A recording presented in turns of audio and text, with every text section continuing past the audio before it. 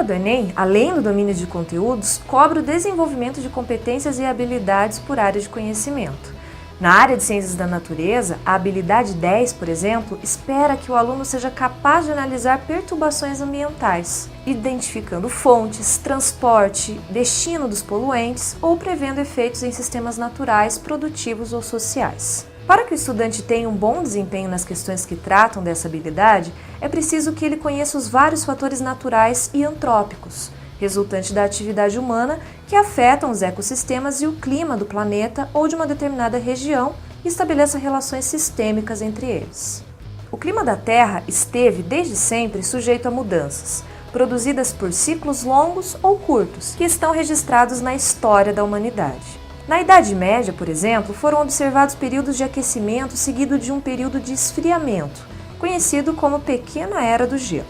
Esses ciclos podem ter sua origem explicada por processos naturais ligados à alteração no eixo de rotação da Terra, explosões solares e dispersão de aerosóis ácidos, emitidos por vulcões, ou por atividades humanas como a construção de estradas, a emissão de gases tóxicos ou de efeito estufa na atmosfera, o desmatamento para a expansão da pecuária, a crescente extração de madeira, o aumento intensivo da agricultura de monocultivos e a mobilidade da população. Os efeitos dos vulcões em atividade, por exemplo, representam um grande risco não só para os moradores que vivem nas proximidades dessas erupções, mas também para regiões distantes, devido à liberação dos gases como dióxido de enxofre, sulfeto de hidrogênio e partículas de poeira e cinza, resultantes das explosões, que pode lançar esses gases e partículas a quilômetros de distância na atmosfera e de lá, dependendo das condições climáticas, podem se espalhar para muitas regiões e durante muito tempo, gerando problemas de saúde para humanos e animais, aumentando a precipitação da chuva ácida, interferindo na vida aquática, na agricultura, entre outras consequências. Já as lavas expelidas podem destruir tudo o que encontrar em seu caminho. Os vulcões ativos, porém, não deixam em seu rastro apenas morte e trauma. Poucos anos depois da explosão do Krakatoa, que eliminou qualquer animal ou vegetal da área, as ruínas da ilha já eram recolonizadas por sementes, grãos de pólen, esporos e minúsculos insetos, arrastados pelos ventos. Terras férteis, aliás, constituem um dos principais subprodutos das erupções vulcânicas, sendo um grande atrativo para milhões de pessoas no mundo todo, que se arriscam vivendo ao pé desses montes.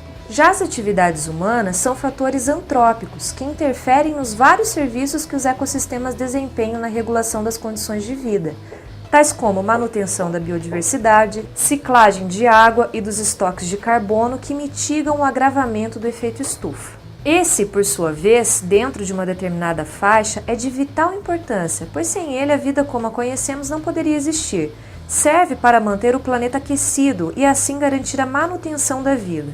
O que se pode tornar catastrófico é a ocorrência de um agravamento do efeito estufa que desestabilize o equilíbrio energético do planeta e origine um fenômeno conhecido como aquecimento global, que do ponto de vista da termodinâmica pode ser assumido como uma acumulação de calor, não só pela atmosfera, mas também na água e solo. Essa energia pode ser mobilizada e dissipada de forma rápida e concentrada, gerando eventos extremos como furacões, enchentes, maremotos, chuvas intensas. Tanto em relação às mudanças climáticas quanto às alterações dos ecossistemas, desencadeadas por processos naturais ou pelas atividades humanas, um aspecto que merece uma atenção especial são os impactos sobre a saúde humana que ocorrem por diferentes vias, ou de forma direta, como no caso das ondas de calor, ou mortes causadas por outros eventos extremos, como os vulcões, furacões e inundações, ou de forma indireta, como na alteração de ecossistemas e de ciclos biogeoquímicos que podem aumentar a incidência de doenças infecciosas. As doenças infecciosas transmitidas por vetores constituem ainda hoje importante causa de morbidade e mortalidade no Brasil e no mundo. O ciclo de vida dos vetores, assim como dos reservatórios e hospedeiros que participam da cadeia de transmissão de doenças, está fortemente relacionado à dinâmica ambiental dos ecossistemas onde estes vivem. A dengue, a malária, a esquistossomose, a doença de Chagas, a leishmaniose, a febre amarela, a filariose são consideradas doenças reemergentes nos países tropicais e subtropicais. E as condições sociais, como situação de moradia, alimentação e acesso aos serviços de saúde, são fatores que aumentam a vulnerabilidade de populações expostas às perturbações ambientais, agravando o problema. O que significa que em áreas sem ou com limitada infraestrutura urbana, principalmente em países em desenvolvimento, todos esses fatores podem recair sobre as populações mais carentes. Um exemplo dessa situação pode ser visto na questão 74 da prova branca do Enem de 2012. Olá, tudo bem? Sou o professor Cassiano Caluf, professor de Biologia. Estou aqui para conversar com você hoje sobre uma questão do Enem 2012, da habilidade 10, competência 3. Essa questão fala sobre matemática da saúde. A questão fala da doença de Chagas, então vamos conversar um pouquinho sobre ela. Primeiramente, então, vamos ver como é que foi a questão. A doença de Chagas afeta mais de 8 milhões de brasileiros, sendo comum em áreas rurais. É uma doença causada pelo protozoário Trypanosoma cruzi e transmitida por insetos conhecidos como barbeiros ou chupanças. Uma ação do homem sobre o meio ambiente que tem contribuído para o aumento dessa doença é: letra A, o consumo de carnes de animais silvestres que são hospedeiros do vetor da doença. Letra B, a utilização de adubos químicos na agricultura que aceleram o ciclo reprodutivo do barbeiro. Letra C, a ausência de saneamento básico que favorece a proliferação do protozoário em regiões habitadas por humanos. Letra D, a poluição dos rios e lagos com pesticidas que exterminam o predador das larvas do inseto transmissor da doença. E letra E, o desmatamento que provoca a migração ou desaparecimento dos animais silvestres dos quais o barbeiro se alimenta. Então vamos lá, pessoal. Para a gente conseguir ter sucesso na resposta dessa questão, a gente tem que saber algumas coisas sobre ela, fundamentalmente relembrar como é que é a doença de Chagas. Bom, a doença de Chagas, ela também é conhecida como tripanosomiase americana, é um mal das Américas e ela tem então como causador um protozoário flagelado chamado Trypanosoma cruzi e cuja transmissão é feita a partir então das fezes de um percevejo, que vão conhecer ele como barbeiro ou chupança. Nas fezes então desse animal é que vai se encontrar o protozoário flagelado chamado Trypanosoma cruzi. Muito bem, o ciclo da doença começa com um percevejo barbeiro contaminado, infectado, pois ele sugou o sangue de uma pessoa que já estava doente e contraiu então o Trypanosoma cruzi. Ele vai se alimentar de uma nova pessoa, vai agora defecar e nas fezes então desse animal vai conter o parasita Trypanosoma cruzi. A pessoa, ao se coçar após então a picada, ela acaba introduzindo esse protozoário junto com as fezes.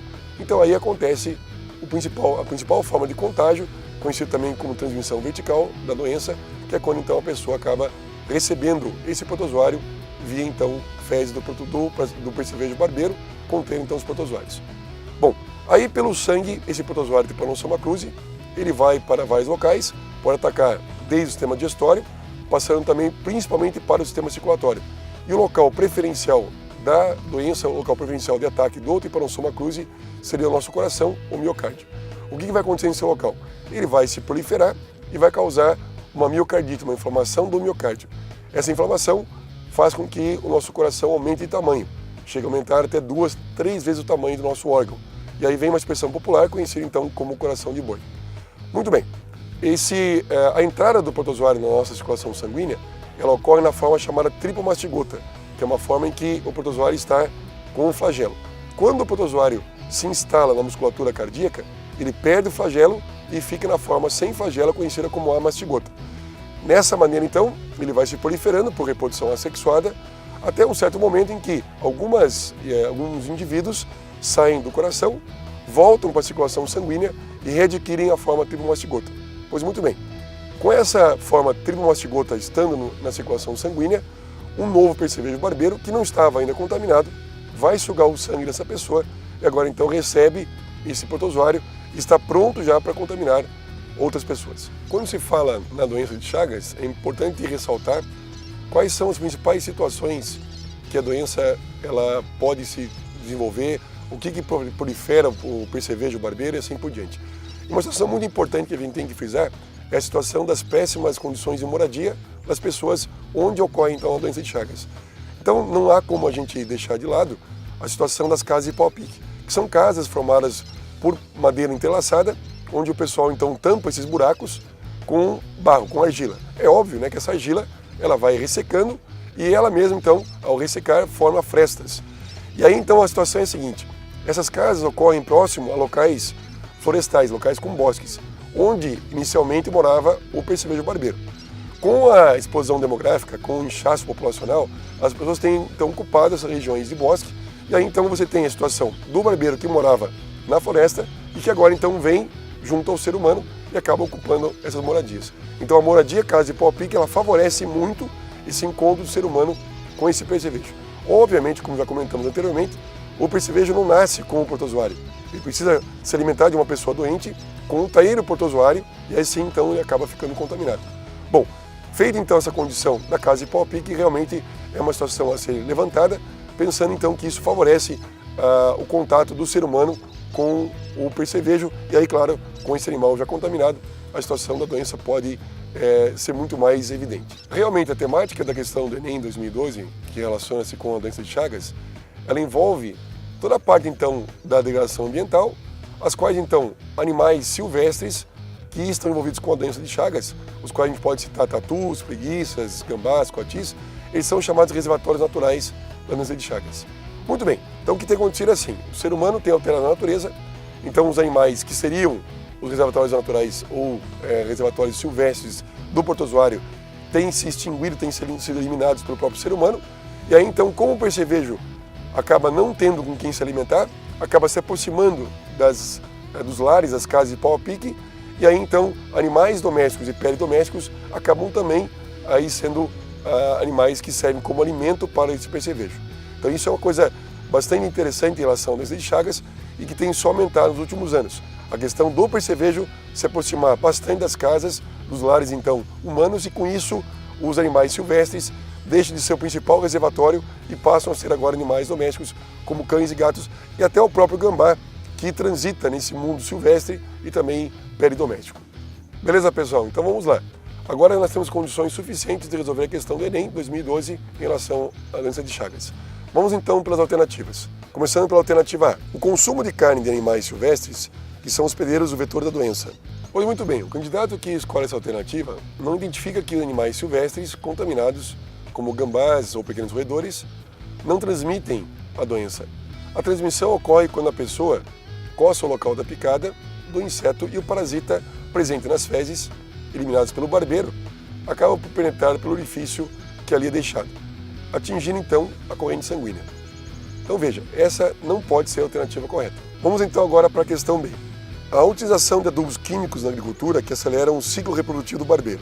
O candidato que escolhe essa alternativa não identifica que a utilização de adubos químicos na agricultura não tem nada a ver com o ciclo reprodutivo do barbeiro.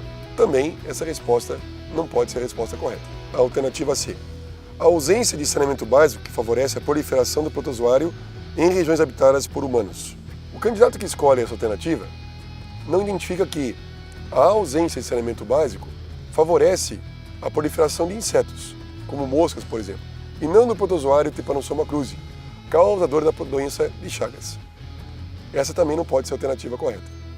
A alternativa D. A poluição dos rios e lagos com pesticidas que exterminam o predador das larvas do inseto transmissor da doença. O candidato que escolhe essa alternativa não identifica que a poluição dos rios e lagos com pesticidas pode sim exterminar o predador de algumas larvas, como por exemplo de mosquitos ou até moscas, mas não do inseto transmissor da doença de Chagas, que não se desenvolve nos rios, pois sua reprodução não tem nada a ver com água. Também essa alternativa está incorreta. Pois muito bem, vamos então para a alternativa E. O desmatamento que provoca a migração ou desaparecimento dos animais silvestres dos quais o barbeiro se alimenta. Veja só, a gente comentou então com você agora há pouco que realmente a degradação ambiental está aliada ao aumento da doença de Chagas, onde os percevejos barbeiros estão cada vez mais chegando próximo às residências devido à alteração das florestas, ao desmatamento, e realmente então esse aumento da doença tem tudo a ver com a própria alteração ambiental que o ser humano tem provocado nos últimos anos. Então realmente é uma questão interessantíssima essa questão que o Enem fez, onde ele alia a doença de Chagas, um tema de saúde pública, com a questão também da degradação ambiental, que é outra temática interessantíssima que o Enem aborda bastante nas suas questões dos últimos anos. Pessoal, então é isso aí. Bons estudos para vocês e até a próxima.